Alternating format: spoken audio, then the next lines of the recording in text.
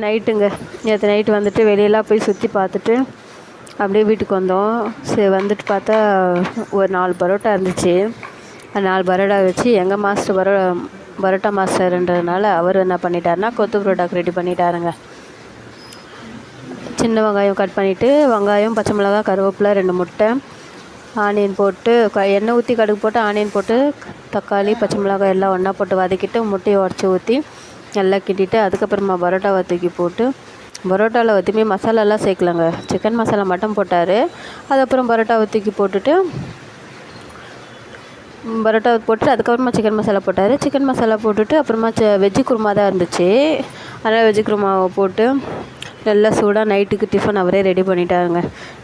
நல்லா சாப்பிட்டுட்டு சூடாக சாப்பிட்டு படுத்தாச்சு. உங்களுக்கு மழையில் எப்படி போச்சு சொல்லிட்டு கமெண்ட் பண்ணுங்கள். நாங்கள் நல்லா பல்லாங்குழியெல்லாம் விளையாண்டுட்டு அரட்டை அடிச்சிட்டு இருந்தோங்க.